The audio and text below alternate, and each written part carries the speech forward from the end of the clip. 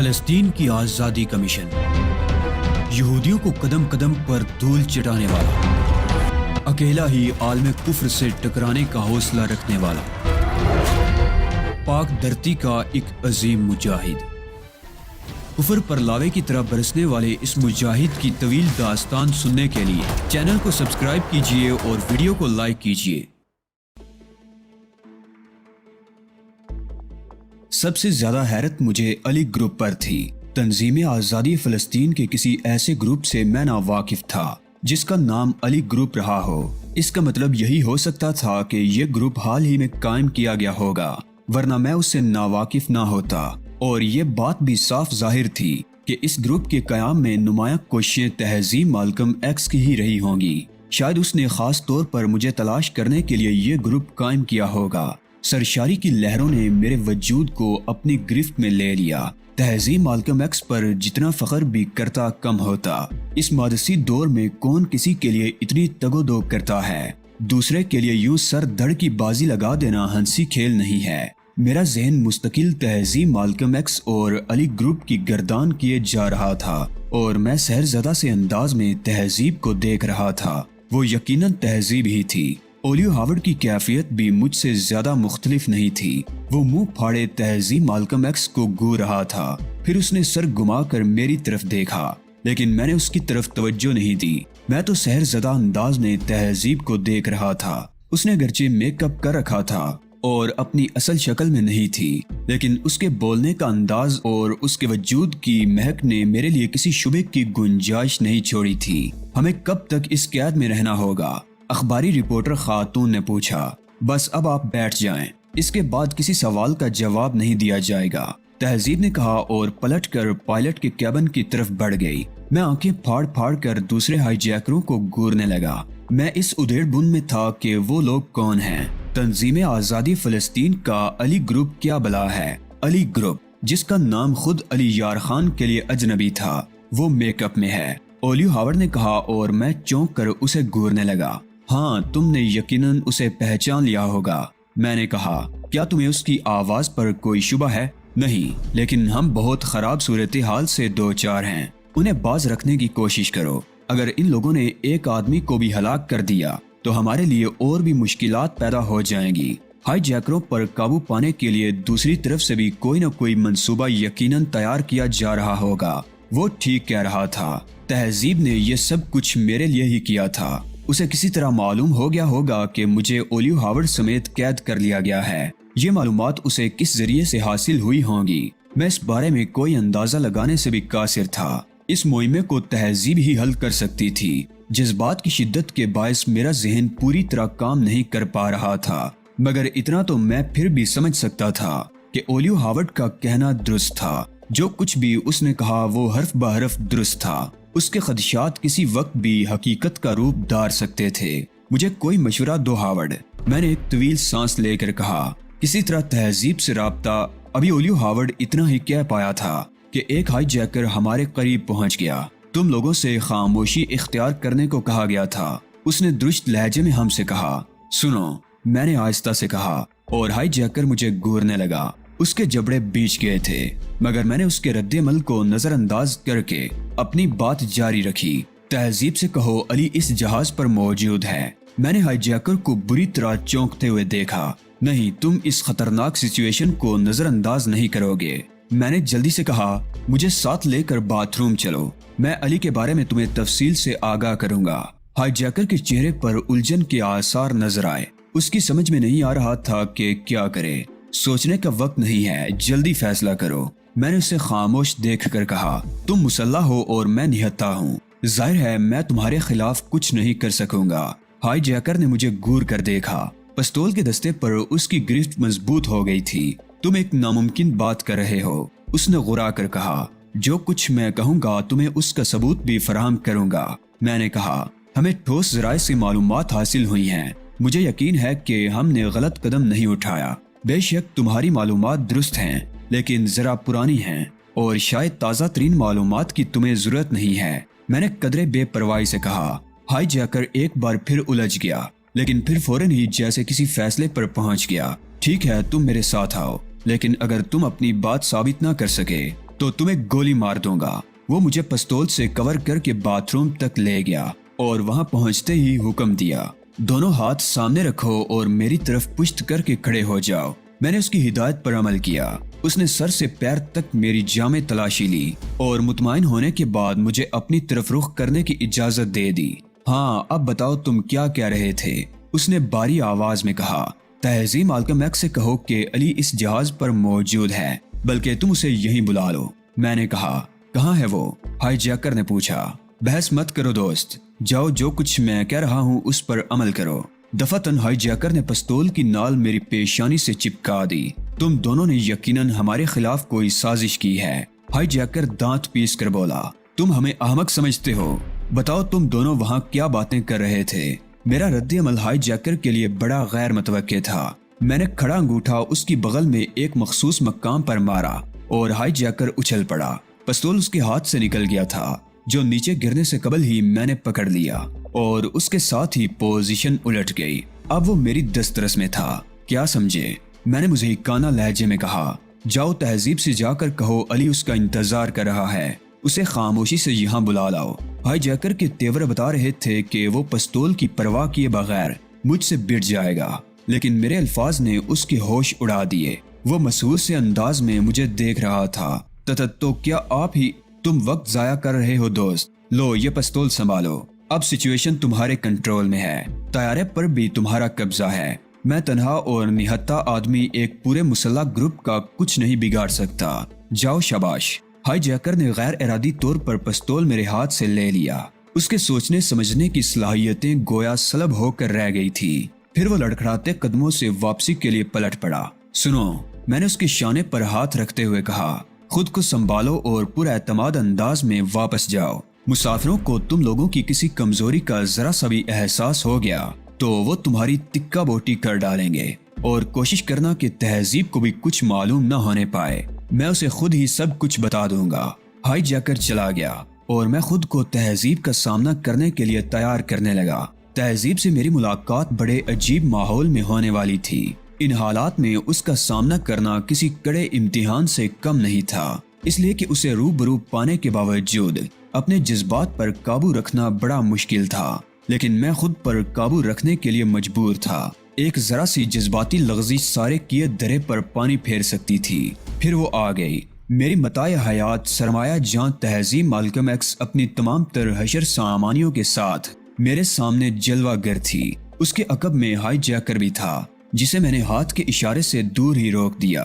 तहजीब के अंदाज से साफ जाहिर हो रहा था कि हाईजैकर ने मेरी हिदायत के बरक्स तहजीब को सब कुछ बता दिया है। तभी तो उसके अंदाज में इतनी बेताबी थी। वो बड़ी बेकरारी से सर से पैर तक मेरा जायजा ले रही थी। मेरे हिजर का करब उसकी आंखों से उया था। मैं उसकी नजरें पढ़ सकता था।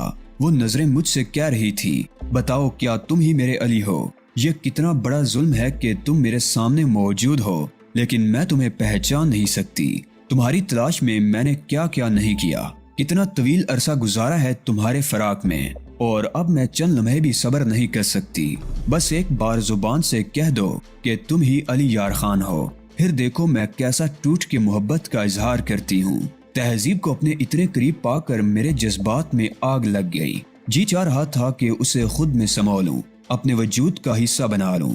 मेरे सीने में जज्बात का एक समंदर मौजन था, जिसके आगे मुझे हर हाल में बंद बांधना था, वरना जज्बात का वो रेला इस कदर खौफनाक था कि अपने साथ तमाम मसलहतों को हंसो ख्वाहिशात की तरह बहा ले जाता। मैं अली हूँ तहजीब, मैंने खुद पर काबू पाते हुए बादिक्कत तमाम कहा। मेरे अल्फाज सुनते ही तहजीब बेख्तियार मेरी तरफ बढ़ी। रुक जाओ, मैंने हाथ उठाकर कहा, और जो कुछ मैं कहूँ उसे गौर से सुनो। यूं महसूस हुआ जैसे तहजीब को करंट लगा हो। वो एक झटके से रुक कर मुझे घूरने लगी। तुम झूठ बोल रहे हो, उसने कहा। क्या मेरी आवाज की पहचान भी जाती रही? मैं बेबसी से मुस्कुराया। आवाज पहचान कर ही तुम्हारी तरफ बढ़ी थी, लेकिन तुमने रोक दिया। अली कभी मुझे अपनी तरफ बढ़ने से नहीं रोक सकता। ओलियो हावर्ड भी इस जहाज पर मौजूद है। हम दोनों साथ ही सफर कर रहे हैं। तुम्हें खुद को संभाले रखना है तहजीब। तुम्हारी जरा सी लग़ज़िश हम सब को मौत के मुंह में धकेल सकती है। खुद को पूरी तरह संभालो और जो कुछ मैं कह रहा हूँ उस पर अमल करो। अली, तहजीब के मुंह से सिसकारी सी निकली। ہاں جانم تمہارا علی، لیکن ابھی کچھ نہیں تہذیب، ایک لفظ بھی نہیں۔ ہمیں غیر جذباتی ہو کر کام کرنا ہے۔ اتنے عرصے بعد ملے ہو اور اس قدر مشکل فرمائش کر رہے ہو، بتاؤ میں کیا کروں؟ پائلٹ روم سے کنٹرول ٹاور کو مطلع کرو کہ طیارہ پرواز کرنا چاہتا ہے اور اسے فوراً کلیئرنس درکار ہے۔ اگر وہ لوگ ٹال مٹول کرنے کی کوشش کریں تو تم انہیں کوئی بھی دھمکی دے سکتی ہو۔ طیارے کو ایندھن کی ضرورت نہیں ہوگی، بس پائلٹ کو قابو میں رکھو اور کام اسی سپرٹ سے جاری رکھو۔ تہذیب نے ایک جرجری سی لی اور سنبھل گئی۔ ہمیں یہاں سے کہاں جانا ہوگا علی؟ اس نے پوچھا۔ پائلٹ سے شی گورائے چلنے کو کہو، لیکن راستے میں طیارے کا رخ تبدیل کرا کے اسے گوٹے ہل لے چلو۔ تو میں جاؤں؟ تہذیب نے پوچھا۔ خدا حافظ، میں نے کہا، لیکن اس کے بعد مجھ سے شناسائی کا اظہار نہ ہونے پائے۔ تہذیب واپسی کے لیے پلٹ گئی۔ میں جانتا تھا کہ اسے خود پر کتنا جبر کرنا پڑا ہوگا، لیکن حالات کے سامنے ہم دونوں ہی بے بس تھے۔ تھوڑی دیر بعد میں بھی باتھ روم سے نکل کر اپنی سیٹ پر واپس جا بیٹھا۔ ہائی جیکر پہلے ہی کے سے انداز میں اپنی اپنی جگہ پر مستعد کھڑے تھے۔ کیا رہا؟ اولیو ہاورڈ نے سرگوشی میں مجھ سے پوچھا۔ کام بن گیا، میں نے بھی سرگوشی میں جواب دیا، لیکن اب گفتگو کرنے سے گریز کرو۔ اولیو ہاورڈ مطمئن ہو کر خاموش ہو گیا۔ ہمیں زیادہ دیر انتظار نہیں کرنا پڑا۔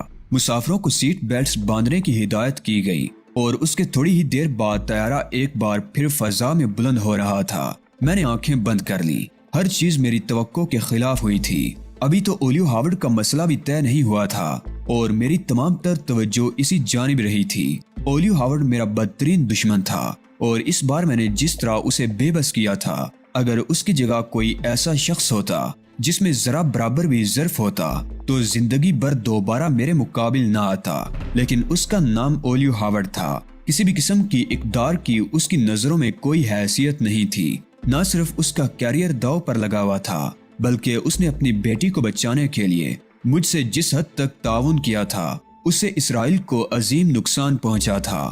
اتنا عظیم نقصان جس کی تلافی بھی ممکن نہیں تھی۔ یہ راز اگر افشا ہو جاتا تو شاید اولیو ہاورڈ کو تختہ دار تک جانے سے کوئی بھی نہ بچا سکتا، لیکن اس نے اپنے بچاؤ کے انتظامات کر لیے تھے۔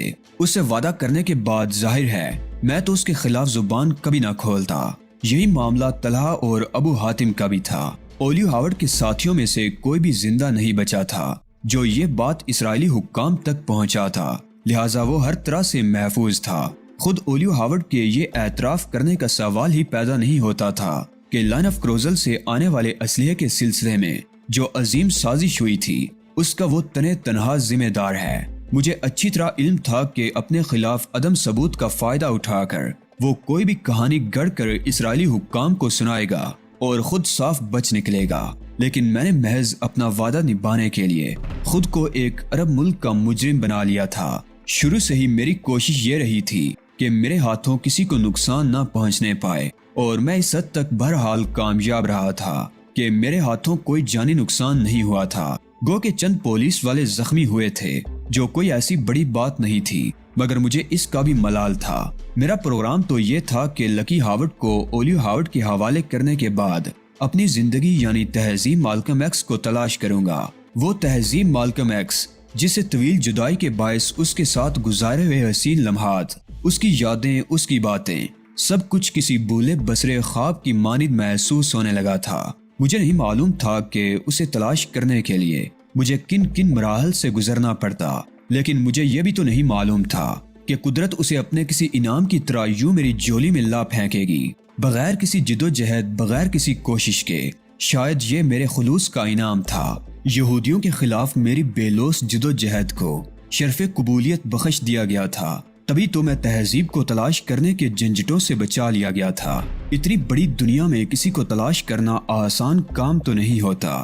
وقت، پیسہ اور محنت سب کچھ لگانے کے باوجود کامیابی کی ضمانت کون دے سکتا ہے؟ لیکن قدرت شاید یہ چاہتی تھی کہ میرا قیمتی وقت برباد نہ ہونے پائے، میری ہر جدوجہد صرف اسرائیل اور یہودیوں کے خلاف ہو۔ میرے جسم کا رواں رواں جذبہ تشکر سے سرشار ہو رہا تھا، میرے وجود سے محبت کے سوتے پھوٹ رہے تھے اور میرے دل میں مسرت کی لہریں موج زن تھی۔ مجھے صرف تہذیب ہی واپس نہیں ملی تھی، بلکہ اس کے ساتھ ایک پورا گروپ تھا۔ تہذیب مالکم ایکس فلسطینی مفادات کی حامی اور شاید علی گروپ کی بانی۔ علی گروپ جو تہذیب کی مجھ سے بے پایہ محبت کا اظہار تھا اس سے زیادہ وہ مجھے اور کیا دیتی۔ طیارہ فضائے بسیط میں محو پرواز تھا اور مجھے یوں محسوس ہو رہا تھا جیسے میرا ذہن خلا کی بے کراں وسعتوں میں اڑا جا رہا ہو۔ تہذیب کے یوں اچانک مل جانے کی خوشی اتنی بڑی تھی کہ اس سے میرا ہارٹ فیل بھی ہو سکتا تھا، لیکن وہ خالق کائنات جس نے یہ عظیم کائنات تخلیق کی اور انسان کو اشرف المخلوقات بنایا، وہ ہر ایک کو ہر چیز با قدر ظرف ہی عطا کرتا ہے۔ وہ جو علم ہے، وہ جو خیبر ہے، اس نے مجھے اتنی بڑی خوشی سے نوازا تھا، تو یقیناً اسی لیے نوازا تھا کہ میں اتنی بڑی خوشی کو برداشت کرنے کی استطاعت رکھتا تھا۔ مجھ میں اتنا ظرف تھا اور یقیناً یہ ظرف بھی اپنے عاجز و لاچار بندے کو اس رب ذوالجلال نے عطا کیا تھا جو سارے جہانوں کا خالق ہے۔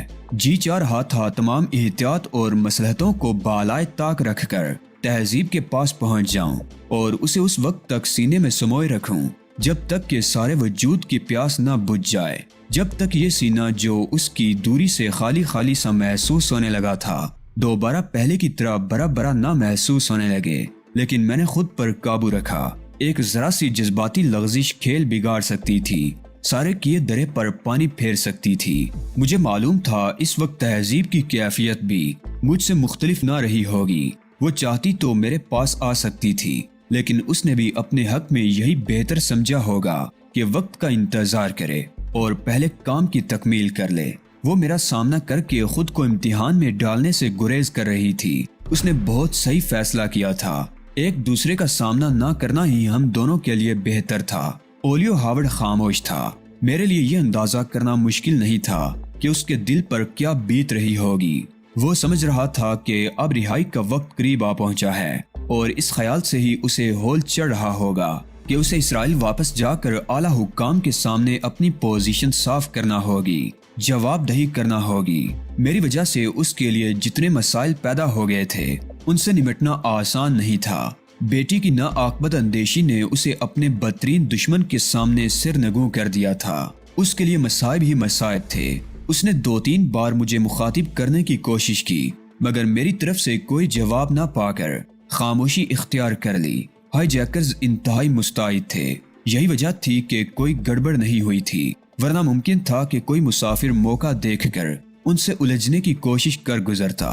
مسافر یہی سمجھ رہے تھے کہ ان کی منزل شی گرائے ہے، لیکن جب انہیں بتایا گیا کہ اب وہ گوٹے ہل میں اترنے والے ہیں تو ان کے چہرے اتر گئے۔ اس اچانک اطلاع نے انہیں خوف زدہ کر دیا تھا۔ وہ سمجھ رہے تھے کہ ہائی جیکرز نے مذاکرات میں ناکام ہو کر اپنی منزل تبدیل کی ہے، ان کے مطالبات منظور نہیں کیے گئے اور وہ کسی بھی وقت مسافروں کا قتل عام شروع کر دیں گے۔ لیکن میں جانتا تھا کہ ایسا نہیں ہے۔ ان کا مقصد پورا ہو چکا تھا اور اب تو صرف طیارہ واپس کرنے کا کام باقی رہ گیا تھا۔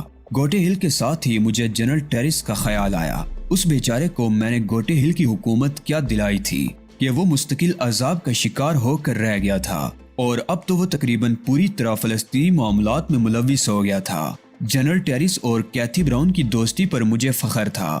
مسافروں کو سیٹ بیلٹس باندھنے کی ہدایت کی جا رہی تھی، یعنی طیارہ گوٹے ہل میں بس اترنے ہی والا تھا، جس کا مطلب تھا کہ اب ہمیں کوئی خطرہ نہیں رہا۔ ہم ہر قسم کے خطرات سے دور نکل آئے تھے۔ کرنل وحدت جیسے ذہین شخص کے چنگل سے یوں نکل آنا ہنسی کھیل نہیں تھا اور اس میں بھی قسمت کا زیادہ دخل تھا۔ اگر امریکی نژاد یہودی ایجنٹ گیمن نہ مل گیا ہوتا تو مجھے وہاں سے نکلنے میں مزید دشواریوں کا سامنا کرنا پڑتا۔ گیمن بھی صرف اس وجہ سے بچ گیا تھا کہ وہ غیر ملکی تھا اور اس کے خلاف کارروائی کرنا آسان نہ ہوتا۔ ذرا سی بھی گڑبڑ ہوتی تو کرنل وحدت کو جواب دہی کرنا مشکل ہو جاتا۔ مجھے کرنل وحدت سے یہی امید تھی کہ وہ پنجے جھاڑ کر گیمن کے پیچھے پڑ جائے گا۔ طیارہ گوٹے ہل ایئرپورٹ پر اتر گیا۔ رن وے پر غالباً ہنگامی حالت کا اعلان کر دیا گیا تھا، اس لیے کہ رن وے پر مختلف قسم کی گاڑیاں دوڑتی دکھائی دے رہی تھی اور ایئرپورٹ کے مسلح محافظ جہاز کے گرد گھیرا ڈال کر کھڑے ہو گئے تھے۔ پائلٹ کے کیبن کا دروازہ کھلا اور تہذیب مالکم ایکس باہر آتی دکھائی دی۔ اس نے آتے ہی کچھ مسافروں کو رہا کرنے کا اعلان کیا۔ ان میں چند خواتین اور چند معمر افراد کے ساتھ میرا نام بھی شامل تھا۔ مجھے رہا کرنے کا مطلب یہی تھا کہ اب آگے کی ساری کارروائی مجھے ہی کرنا تھی۔ طیارے سے اترنے والے مسافروں کو ایئرپورٹ سیکیورٹی نے اپنی تحویل میں لے لیا اور ہمیں لے کر سیکیورٹی لاؤنج کی طرف چل پڑے۔ طیارے کے قریب جانے کی شاید ممانعت کر دی گئی تھی، اس لیے کہ مسلح محافظ جہاز سے کوئی 200 گز کے فاصلے پر گھیرا بنائے کھڑے تھے۔ سیکیورٹی لاؤنج میں پہنچنے کے بعد ہمیں ایک افسر اعلیٰ کے سامنے پیش کیا گیا۔ رہا ہونے والے مسافروں میں میں واحد جوان آدمی تھا۔ سیکیورٹی آفیسر کی نظریں مجھ پر جم گئیں۔ کیا آپ بیمار ہیں؟ اس نے مجھ سے پوچھا۔ جی نہیں، میں پوری طرح صحت مند ہوں، میں نے کہا۔ تو ان خواتین اور ضعیف مسافروں کے ساتھ آپ کو کیوں رہا کیا گیا؟ سیکیورٹی آفیسر نے پوچھا۔ اس بات کا جواب میں صرف آپ کو دے سکتا ہوں، میں نے دیگر لوگوں کی طرف دیکھتے ہوئے کہا۔ ٹھیک ہے، اس نے کہا، اور پھر اس کے اشارے پر سب لوگوں کو باہر لے جایا گیا اور کمرے میں صرف میں اور وہ رہ گئے۔ ہاں اب بتائیے، اس نے مستربانہ انداز میں مجھ سے کہا۔ بات دراصل یہ ہے کہ میں جنرل ٹیرس کا دوست ہوں۔ کیا؟ سیکیورٹی آفیسر اچھل پڑا۔ جی ہاں، اور میں فوری طور پر جنرل ٹیرس سے بات کرنا چاہتا ہوں۔ یہ ٹیلی فون رکھا ہے، آپ چاہیں تو ٹیرس محل فون کر سکتے ہیں، لیکن خیال رہے کہ آپ کا دعویٰ اگر غلط ثابت ہوا تو بے فکر رہو۔ میں نے بے پرواہی سے فون اپنی طرف کھینچا اور ٹیرس محل کے نمبر ڈائل کرنے لگا۔ رابطہ قائم ہونے پر میں نے آپریٹر کو اپنا نام بتا کر جنرل ٹیرس سے بات کرنے کی خواہش ظاہر کی۔ کم از کم ٹیرس محل میں میرا نام اجنبی نہیں ہو سکتا تھا۔ چنانچہ آپریٹر نے فوراً ہی جنرل ٹیرس سے رابطہ ملا دیا۔ ہیلو، جنرل ٹیرس بول رہا ہے۔ فون پر جنرل ٹیرس کی آواز سنائی دی، اور اس طرف تمہارا دوست علی۔ او علی، کیا حال ہے؟ کہاں سے بات کر رہے ہو؟ میں بالکل ٹھیک ہوں اور ایئرپورٹ سے بات کر رہا ہوں۔ اوہو، کیا تمہیں لینے کے لیے گاڑی بھجواؤں؟ شاید اس کی ضرورت نہ پڑے، میں نے کہا۔ کیوں؟ کیا تم مجھ سے ملے بغیر ہی چلے جاؤ گے؟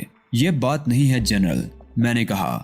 دراصل میں ایک جہاز اغوا کر لایا ہوں۔ او ہاں، مجھے ابھی اطلاع ملی تھی اور میں اسی سلسلے میں ہدایات جاری کر رہا تھا کہ تمہارا فون آ گیا۔ اپنی ہدایات روک دو، میں نے ہنس کر کہا۔ جہاز کے اغوا کنندگان ہم لوگ ہیں، لہٰذا مزید ہدایات جاری کرنے کی ضرورت نہیں ہے۔ ہاں، اگر ممکن ہو تو یہاں کے لیے خصوصی احکامات جاری کر دو۔ تمہیں کسی بڑی الجھن کا سامنا نہیں کرنا پڑے گا۔ فکر کیوں کرتے ہو دوست؟ میں خود ایئرپورٹ آ رہا ہوں، ہر کام تمہاری خواہش کے مطابق ہوگا۔ تم ایئرپورٹ پر کس جگہ ہو؟ میں سیکیورٹی والوں کی تحویل میں ہوں اور انہی کے آفس سے فون کر رہا ہوں۔ تم وی آئی پی لاؤنج میں پہنچو، میں بس فوراً ہی روانہ ہو رہا ہوں۔ تھوڑی دیر بعد تم سے وہی ملاقات ہوگی۔ شکریہ جنرل، میں نے کہا اور فون بند کر دیا۔ سیکیورٹی آفیسر کا رویہ یکسر تبدیل ہو گیا تھا۔ اگر کوئی گستاخی ہو گئی ہو تو میں معافی چاہتا ہوں جناب، مجھے کیا معلوم تھا کہ آپ… ارے نہیں بھائی، میں نے ہنس کر کہا، گستاخی وغیرہ کوئی چیز نہیں ہوتی۔ میں شکر گزار ہوں جناب، میرے لائق کوئی خدمت ہو تو فرمائیے۔ جنرل ٹیرس خود یہاں آ رہے ہیں، میں نے کہا۔ تم مجھے وی آئی پی لاؤنج میں پہنچوا دو۔ سیکیورٹی آفیسر نے بڑے احترام سے مجھے وی آئی پی لاؤنج میں پہنچا دیا۔ مجھے زیادہ انتظار نہیں کرنا پڑا۔ جنرل ٹیرس نے ایئرپورٹ پہنچنے میں دیر نہیں لگائی تھی۔ وہ اپنے محافظ دستے کے ساتھ لاؤنج میں داخل ہوا۔ اس کے ساتھ کیتھی براؤن بھی تھی۔ جنرل مجھ سے بغلگیر ہو گیا۔ میں نے فوراً ہی جنرل ٹیرس کے ساتھ ایک میٹنگ کی، جس میں نے اسے مختصر تمام باتوں سے آگاہ کر دیا۔ کیتھی براؤن بھی اس میٹنگ میں موجود تھی اور بڑی محویت سے میری باتیں سن رہی تھی۔ ٹھیک ہے علی، تفصیلات سن کر جنرل ٹیرس نے کہا، اس بارے میں بقیہ باتیں تو بعد میں ہوتی رہیں گی، فی الحال تو یہ بتاؤ کہ اب ہمیں کیا کرنا ہوگا۔